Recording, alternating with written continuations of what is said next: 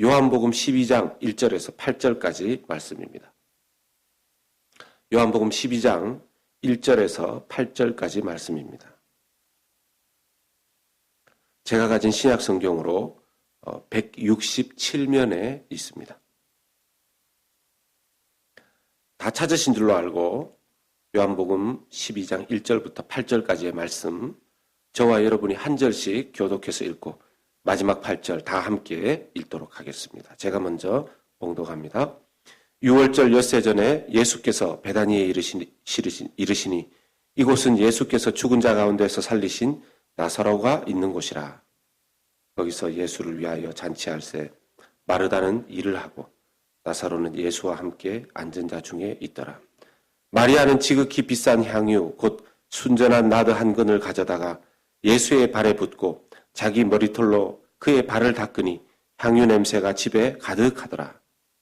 자 중 하나로서 예수를 잡아줄 가롯 유다가 말하되 이 향유를 어찌하여 300데나리온에 팔아 가난한 자들에게 주지 아니하였느냐 하니 이렇게 말하면 가난한 자들을 생각함이 아니요 그는 도둑이라 돈꾀를 맞고 거기 넣는 것을 훔쳐가미르라.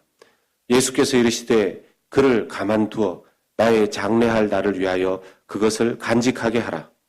가난한 자들은 항상 너희와 함께 있거니와 나는 항상 있지 아니하리라 하시니라. 아멘. 아멘. 할렐루야. 할렐루야. 주님의 은혜를 찬양합니다. 주님께서 가신 곳에는 예수님께서 임하셨던 그곳에는 죽은 사람도 살아나고 병든 사람이 고침을 받고 묶인 자가 풀려나는 역사가 있었습니다. 그러한 일들을 예수님께서 계셨던 그곳에서 일어났었습니다.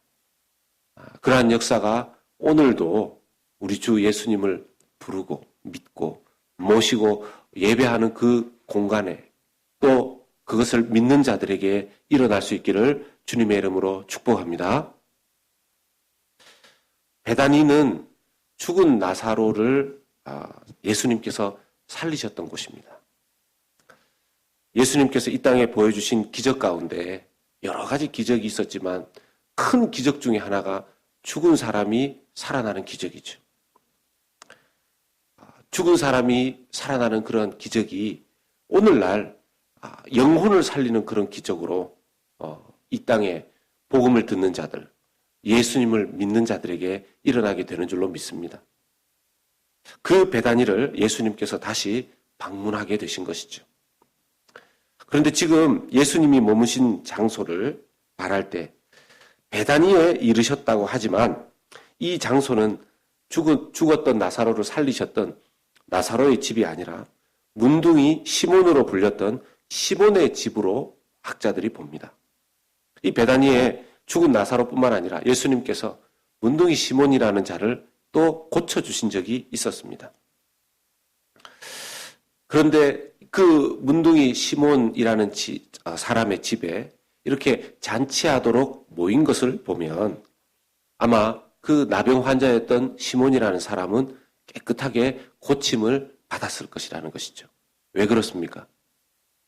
나병 환자였던 옛날에 그 속된 말로 문둥이라고 불려졌었던 일명 문둥이 시몬의 그 집에 사람들이 이렇게 초청받아서 오려면 이 시몬이라는 사람의 병이 다 낫지 않고는 그 집에 올 수가 없는 것이죠.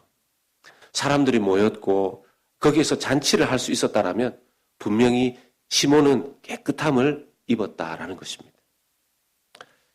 그 베다니 문둥이 시몬의 집에 또 그리고 이전에 죽었다가 살아난 나사로와 그 자매가 되는 마르다와 마리아까지 참석을 하게 됩니다. 그 외에 다른 아는 사람들도 이 집에 잔뜩 모여서 예수님과 함께 잔치를 하였습니다. 기뻤을까요? 아니면 우울했을까요? 얼마나 기뻤겠습니까? 여러분, 우리 중에 누구라도 죽은 사람이 살아서 돌아왔다. 또 그리고 중병에 걸려서 치료받지 못할 그 사람이 살아났다. 그런 일들이 누군가를 통해서 이루어졌다면 그 사람이 살아나고 고침받은 것 때문에 기쁘고 감사하고 할 뿐만 아니라 그것을 고쳐준 사람. 그 사람을 불러서 초청해서 잔치하는 것은 더 놀라운 기쁨과 감사함과 행복이 넘쳤을 것입니다. 그 주인공이 되는, 여러분 이미 고침받은 사람, 이미 살아난 사람이 주인공이 아니라 이 고쳐주신 분, 살려주신 분이 이 잔치의 주인공 아니겠습니까? 그러면 그 주인공이 되는 예수님을 이 잔치에 초청해서 그 소식을 듣고 나사로뿐만 아니라 이 시몬뿐만 아니라 예수님의 그 고쳐주심과 살려주심을 보고 그 말씀을 들었던 사람들은 이 잔치에 정말 앞다투어 기쁨으로 왔을 것입니다. 교회가 이런 곳이 되어야 하는 것이죠. 교회는 이런 곳이 되어야 합니다. 교회는 예수님 때문에 나은 사람들, 예수님 때문에 살아난 사람들, 예수님이 고맙고 예수님이 주인공이 되어서 예수님 만나는 기쁨 때문에, 예수님에 대한 사랑 때문에 즐거움으로 모이는 곳이 바로 교회가 되어야 하는 줄로 믿습니다. 만약 그렇지 못하다면 교회는 잔치집 같은 분위기가 아니라 우울하고 싸우고 분쟁하고 다투게 되겠죠. 오늘 베다니의 이 나병 환자 문둥이 시몬의 집에 모인 이 사람들의 분위기만 보더라도 우리가 어떻게, 교회가 어떠해야 되는지 알 수 있다라는 것입니다. 오늘 말씀 요한복음 12장 1절과 2절 말씀을 보면 참 사람이 잘 안 변한다는 것도 알 수 있습니다. 6월절 엿새 전에 같이 읽어보겠습니다. 6월절 엿새 전에 예수께서 베다니에 이르시니 이곳은 예수께서 죽은 자 가운데서 살리신 나사로가 있는 곳이라. 거기서 예수를 위하여 잔치할세 마르다는 일을 하고 나사로는 예수와 함께 앉은 자 중에 있더라. 아멘.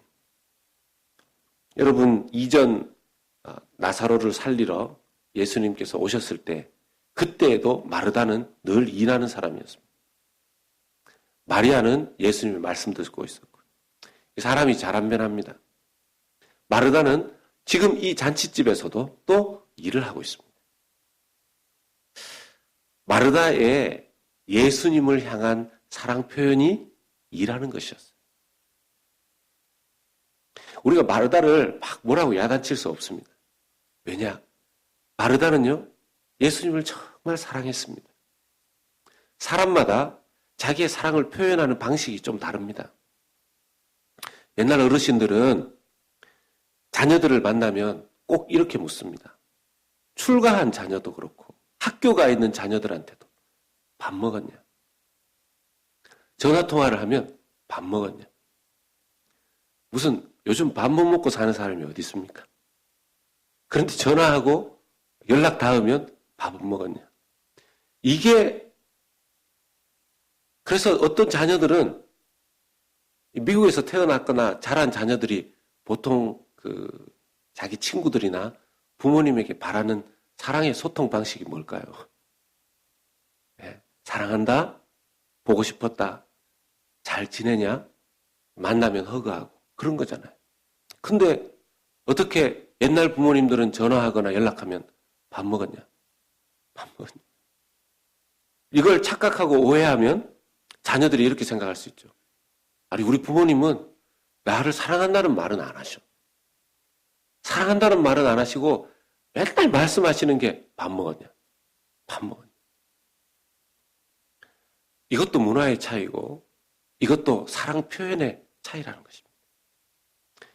이전 부모님 세대에 어떤 때는 자식들에게 줄 밥도 제대로 없었을 때가 부모님에게 있었기 때문에 그때의 사랑 표현, 그때 안부를 묻는 표현은 밥 먹었냐 했습니다.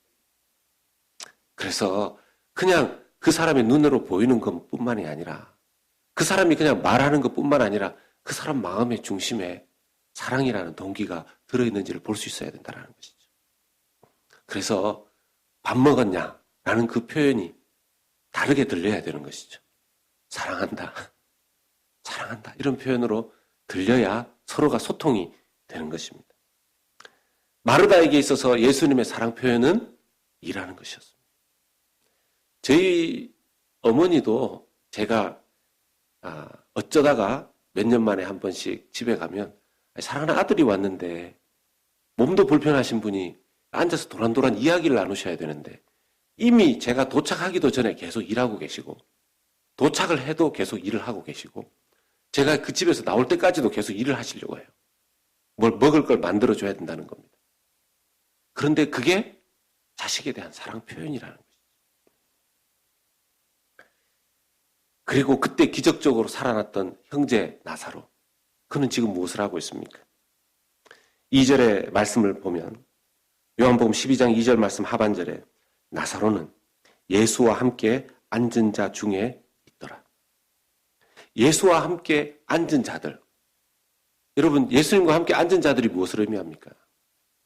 예수님은 그때 그들의 한 분의 랍비였었습니다. 선생님이었습니다. 제자들은 랍비를 통해서 말씀을 배울 때 그들 주변에 앉아서 또는 비스듬히 이렇게 기대어서 그렇게 말씀을 배우고 들었습니다. 나사로는 이제 예수님에게서 기적적으로 살아났을 뿐만 아니라 예수님의 말씀을 배우는 자, 제자의 자리에 가 있었다라는 것이죠. 우리가 예수님에 의해서 살아났다면, 복음 듣고 살아났다면, 그래서 중요한 것 중에 하나가 예수님의 말씀을 계속 배우는 자의 자리에 가 있어야 합니다. 그런데 나사로의 또 다른 자매 중 한 사람, 마리아가 놀라운 일을 하죠. 여러분 잘 아시는 말씀 아닙니까? 오늘 말씀에 또 핵심적인 말씀이 되기도 합니다. 요절이죠. 요한복음 12장 3절의 말씀 같이 한번 읽어보겠습니다. 마리아는 지극히 비싼 향유 곧 순전한 나드 한 근을 가져다가 예수의 발에 붓고 자기 머리털로 그의 발을 닦으니 향유 냄새가 집에 가득하더라. 아멘. 이 말씀을 참 많이 보셨을 텐데 여러분은 이 행동을 한 마리아가 이해되십니까? 순전한 향유 나드 한 근은요, 무게로 따지면 약 340g. 결코 작은 양이 아닙니다. 16온스 정도 된다고 하는데요. 이 비용 자체가 나중에 보면요, 5절의 말씀에 보면 300데나리온의 가치라고 해요. 우린 잘 와닿지 않죠. 300데나리온은 그때 당시에 노동자들의, 노동자들도 천차만별이겠지만 일반적인 노동자들의 1년 품삯이라는 겁니다. 1년 연봉. 여러분들 1년에 얼마 정도 버십니까? 1년에 버는 그 연봉에 해당되는 그 값어치에, 제가 알기로 요즘 젊은 사람들이 서로 프로포즈 할 때 뭘 마련하죠? 네, 다이아몬드. 네. 그 다이아몬드를 구입할 때 자기의 한 달 월급의 3배 정도 되는 다이아몬드를 산다 그래요. 자기 한 달 월급의 3배 정도. 네. 그렇게 따지면 만일 오늘날 이 향유 옥합의 가치를 오늘날 가치 기준으로 환산을 하게 되면 그때 당시에 그 누군가가 가지고 있었을 다이아몬드를 만약 가지고 있었다라면 다이아몬드보다 훨씬 비싼 값어치에 해당되는 정말 귀중한 것이 향유 옥합이었다는 것이죠. 그걸 한 번에 깨트려서 예수님에게 붓습니다. 아까 제가 16온스라 그랬습니까? 죄송합니다. 한 12온스 정도 된다 그럽니다. 아직 제가 이렇게 무게 단위가 익숙하지가 않아가지고요. 요한복음을 보면 이 마리아가 자기의 머리카락으로 그 발을 닦으면서 예수님께 부었다고 되어 있는데 마태복음과 마가복음을 보면 예수님의 머리에 부었다고 나옵니다. 마태복음 26장 7절의 말씀을 보면 같이 한번 읽겠습니다. 한 여자가 매우 귀한 향유 한 옥합을 가지고 나와서 식사하시는 예수의 머리에 부으니. 그리고 마가복음 14장 3절 말씀도 그렇습니다. 같이 읽어보겠습니다. 예수께서 베다니 나병 환자 시몬의 집에서 식사하실 때 한 여자가 매우 값진 향유 곧 순전한 나드 한 옥합을 가지고 와서 그 옥합을 깨트려 예수의 머리에 부으니. 아멘. 아니, 마태와 마가는 예수의 머리에 이것을 부었다고 되어 있는데 왜 요한은 이 여인이 예수님의 발에 부었다고 얘기할까요? 틀린 겁니까? 아까도 말씀드렸지만 다 맞는 말이 될 수 있는 것이 약 12온스 340g 정도의 액체 이 향유를 머리에서부터 부으면 이 양이 작지 않기 때문에 충분히 발까지 흘러내려갈 것입니다. 이것을 마리아가 자기의 머리카락으로 그 예수님의 발을 닦습니다. 잔치하는 상황 가운데 그 잔치집의 주인공이 누구라고요? 예수님. 그런데 갑자기 마리아가 그걸 가지고 와서 황당하게도 그것을 깨트리고 예수님의 머리에 이렇게 붓고 자기의 머리카락으로 예수님의 발을 막 닦습니다. 웃으면서 닦았을까요? 울면서 닦았을까요? 아니면 무표정하게 닦았을까요?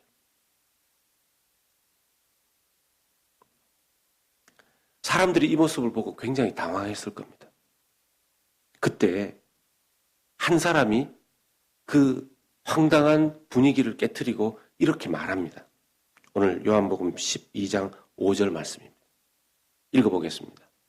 이 향유를 어찌하여 300데나리온에 팔아 가난한 자들에게 주지 아니하였느냐 하니.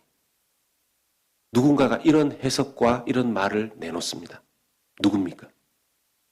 가룟 유다입니다. 예수님의 제자 중에 한 사람 가룟 유다.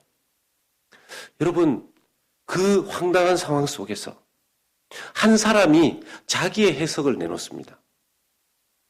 그 향유를 왜 이렇게 허비하고 낭비합니까? 300데나리온에 팔아서 이것을 300데나리온, 즉 노동자들의 1년 품삯 정도를 이걸 팔아서 받을 수 있을 정도라면 이게 중고품이잖아요. 새 거 살 때는 더 비쌌을 거 아닙니까? 300데나리온에 팔아서 가난한 자들에게 나누어 주는 것이 더 낫지 않겠느냐? 여러분, 이 말이 그럴듯하지 않습니까? 사회적으로, 경제적으로 이것이 더 타당한 관점처럼 보이지 않습니까? 가룟 유다의 이 관점을 무조건 틀렸다고 말할 수 있겠습니까? 여러분, 누구 말이, 누구의 행동이 옳을까요? 맞고 틀리고는 하나님의 해석에 있는 줄로 믿습니다. 하나님의 눈에 어떻게 보이느냐가 더 중요하겠죠. 사회 경제적 관점에서는 마리아의 행동이 낭비이지만 이것을 말한 사람의 더 깊은 동기는 요한복음 12장 6절에 이렇게 말합니다. 같이 읽겠습니다. 이렇게 말함은 가난한 자들을 생각함이 아니요 그는 도둑이라 돈꾀를 맞고 거기 넣는 것을 훔쳐가미러라. 진짜 가난한 자들을 생각하는 것이 아니었다는 겁니다.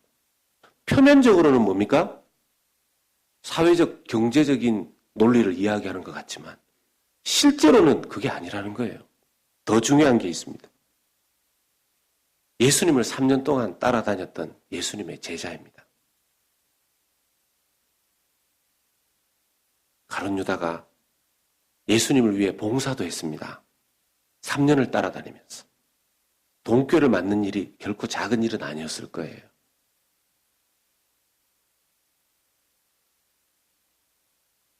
가룟 유다가 예수님을 사랑했습니까? 가룟 유다가 예수님을 사랑했다고 말할 수 있습니까? 아니면 무엇을 더 사랑했다고 말할 수 있습니까? 가룟 유다가 더 사랑했던 건 최소한 예수님은 아니었습니다. 여러분, 우리는요, 진짜 사랑하는 사람에게 내 어떤 것을 주어도 아깝지 않습니다. 자식을 사랑하면 자기의 생명을 주어도 아깝지 않습니다.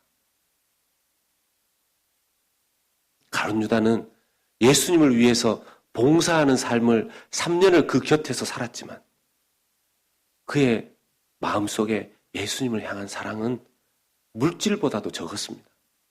사랑하지 않았습니다. 이것이 무서운 거예요. 이것이 무서운 겁니다. 여러 가지 봉사를 하고 일을 하지만 하나님을 사랑하는 마음이 없이 하는 봉사가 무서운 겁니다. 누구를 위해서 일할 수 있다는 겁니까? 자기 자신을 위해서 일할 수 있다는 거죠. 적어도 예수님을 위해서 일하는 것은 아니면, 적어도 하나님을 위해서 일하는 것이 아니면 그것이 교회 안에서 봉사할 때 얼마나 위험한 것인지 모릅니다. 부부가 살아도 서로 사랑하기 때문에 사는 것 사람이 있고, 부부가 살아도 어쩔 수 없이 사는 사람이 있다면 빨리 회개해야 될 것입니다. 사랑해서 살 수 있도록. 아멘이십니까? 네, 다 그렇게 살고 계시죠? 혹시라도 사랑해서 사는 삶이 아니라면 오늘 하나님 앞에서 우리가 회개할 수 있기를 소원합니다. 아까도 말씀드렸지만 이 사건을 누구의 관점으로 보느냐가 중요하다 그랬습니다. 적어도 예수님은 그렇게 보지 않습니다. 하나님은 이 사건을 그렇게 해석하시지 않습니다. 요한복음 12장 7절 말씀입니다. 같이 읽겠습니다. 예수께서 이르시되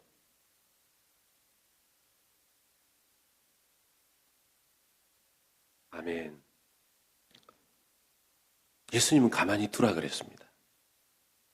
인정해주고 칭찬해 주셨습니다. 그런데 예수님이 인정해 주시는 이유가 뭡니까?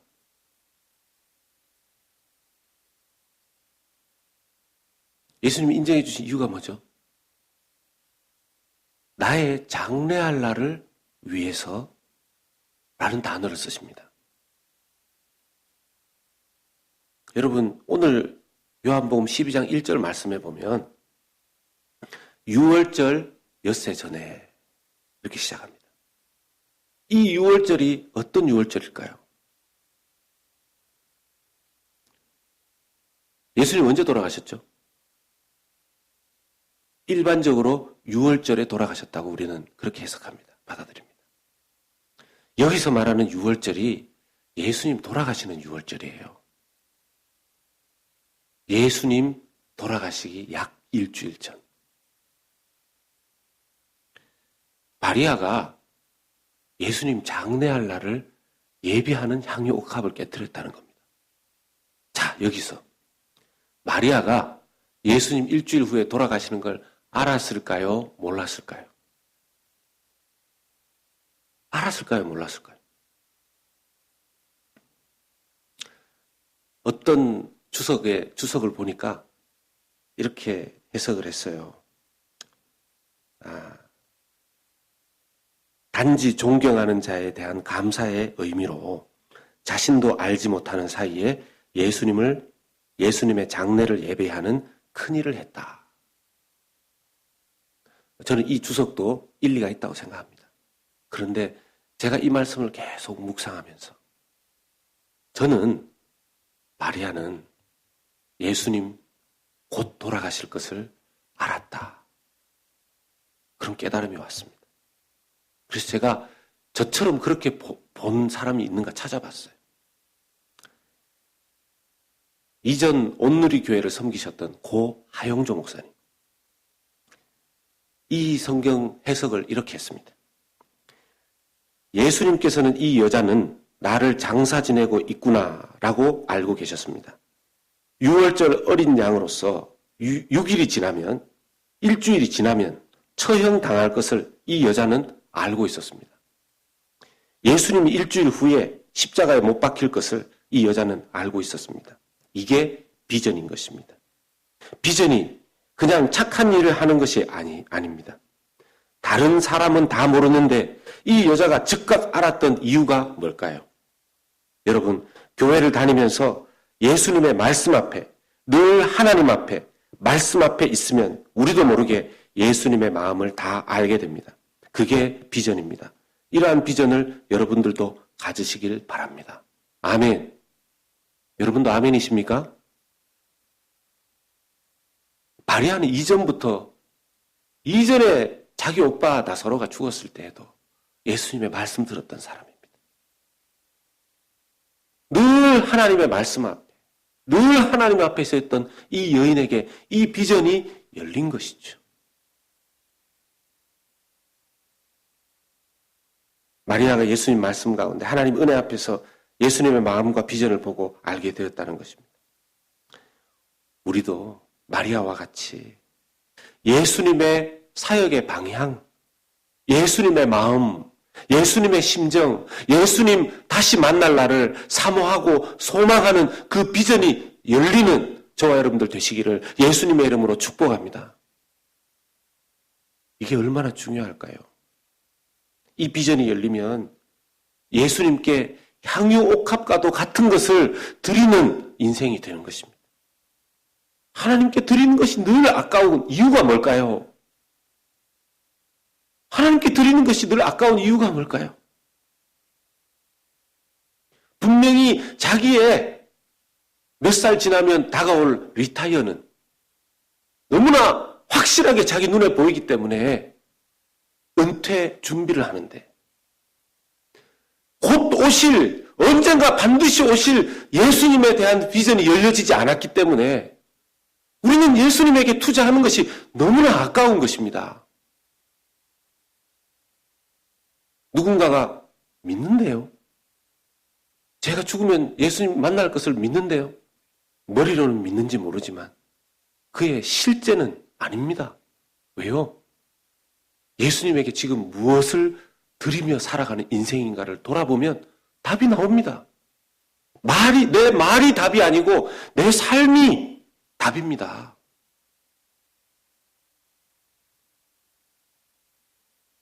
그런 분들이 있습니다. 지금 그 믿음의 눈이 열려야만 사랑으로 섬길 수 있습니다. 지금 그 눈이 열려야만 기쁨으로 섬길 수 있습니다. 그리고 그런 사람들은요, 섬기면서도 기뻐해요. 어떤 분들은 예배에 와서 이 시간이 그렇게 행복한 겁니다. 지금 세상 말로 너무 바쁜데 세상 말로 이 시간에 와서 일을 하면 돈을 벌어도 10불을 더 벌 수 있고 몇 불을 더 벌 수 있는데 여기 와서 이 앉아있는 시간 목사님 오늘따라 설교를 왜 저렇게 길게 하고 빨리 가서 돈 벌어야 되는데 이게 아니라 뭔가 지금 이 시간이 낭비되는 시간이 아니라 그냥 여기 와 있는데 몸도 안 좋은데 삶도 피곤한데 이 시간이 행복한 거예요. 왜 그럴까요? 이 비전이 열린 사람, 이 믿음의 비전이 있는 사람들은 이것이 있는 겁니다. 혹시 아직 이 마리아의 비전까지 들어가지 못했다면 기도해야 됩니다. 주님, 내게 이런 비전, 이런 믿음의 비전을 열어달라고. 거기에 마리아의 이 행동은 더욱 놀라운 영적 의미가 하나 더 있습니다. 유대인의 관습 중에서 손님이 오면 그 게스트에게 기름을 부어서 손님 대접을 하는 하나의 관습이 있었습니다. 근데 이건 그 수준이 아니잖아요. 아니, 손님 올 때마다 그 비싼 1년치 연봉, 여러분 1년에 얼마 버시는지 모르겠지만 생각하시면 대충 나오시죠? 그 1년치 연봉에 해당되는 걸 늘 오시는 손님마다 그런 향유 옥합을 깨트리면 어떻게 되겠습니까? 그런 건 아니죠. 이 지금 엄청나게 비싼 향유를 부은 것은 아주 특별한 것입니다. 유대 성서 학자에 따르면 히브리 왕, 구약의 왕은 대관식을 통해서 왕이 되는 것이 아니고 지극히 값비싼 향유로 만든 성유를, 거룩한 기름으로 기름 부음을 하여서 왕의 대관식을 했다고 합니다. 왕의 즉위식이죠. 그때의 기름 부음에 쓰이는 성유는 오로지 성전에서 기름을 정결케 하거나 대제사장을 세우거나 왕에게 기름 부을 때만 쓰였는데 그 값어치는 다이아몬드보다 더 컸다는 것입니다. 즉 마리아가 예수님에게 이 향유옥합을 깨뜨려서 예수님에게 부은 것은 이것은 정말 자기도 모르는 사이에 하나님의 섭리로 예수님을 왕으로 세우는 그 의식을, 그 기념식을 자기가 하게 된 것이라는 것입니다.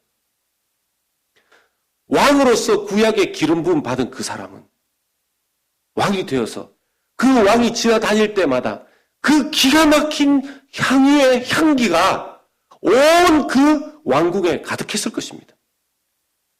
사람들이 그 왕이 지나다니면 그 왕의 향기를 맡고 왕이 오셨구나. 왕이 이곳에 계시구나. 라고 느꼈을 것입니다. 예수님이 그 340g 12온스가 되는 그 향유의 머리끝에서부터 발끝까지 적셔진 이후에 그 향기가 얼마만큼 남아있었을까요?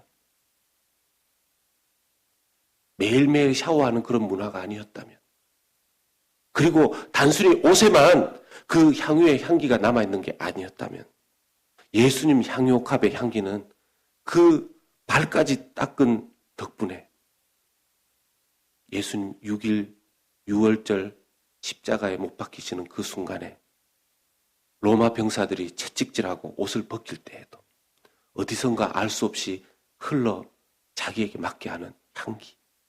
그 향기는 뭡니까? 왕의 향기. 예수님이 십자가에 올라가실 때에도 그때도 은은히 흘러나오는 그 왕의 향기. 그 왕의 향기를 이 옥합을 통해서 마리아가 했다는 것이죠. 예수님이 부어진 그 향기는 오늘 말씀 요한복음 12장 3절에 보면 그때 당시는 요한복음 12장 3절의 말씀에 보면 어디에? 하반부에 보면 향유 냄새가 어디에 가득했다고요? 집에 가득했다고 합니다. 다시 말씀드리지만 교회는 그래야 합니다. 왕이신 예수님의 향기가 가득해야 합니다. 왕의 향기에 흠뻑 빠져들어가는 곳이 교회여야 합니다. 왕이신 예수님과 잔치하고 그분의 향기가 우리에게 묻어나는 시간이 예배의 시간이 되어야 하는 줄로 믿습니다. 그래서 그 예수님의 향기를 가지고 세상으로 나가는 것이죠. 왜 저 사람에게? 세상 사람들과는 다른 그 향기가 나는 것일까? 고린도후서 2장 14절, 15절, 16절 말씀을 같이 봅시다. 같이 읽어봅시다. 항상 우리를 그리스도 안에서 이기게 하시고 우리로 말미암아 각처에서 그리스도를 아는 냄새를 나타내시는 하나님께 감사하노라. 우리를 구원받는 자들에게나 망하는 자들에게나 하나님 앞에서 그리스도의 향기니 이 사람에게는 사망으로부터 사망에 이르는 냄새요. 저 사람에게는 생명으로부터 생명에 이르는 냄새라. 누가 이 일을 감당하리요? 아멘. 지금 내 삶에서는 어떤 향기가 나고 있을까요? 그리스도의 향기, 생명의 향기를 내고 있을까요? 왕이신 예수님의 향기를 받아 세상에 그 향기를 내는 주님의 백성들, 그리고 우리 연합교회 될 수 있기를 주 예수님의 이름으로 부탁드리고 축복합니다. 아멘. 우리 다 같이 기도하십시다.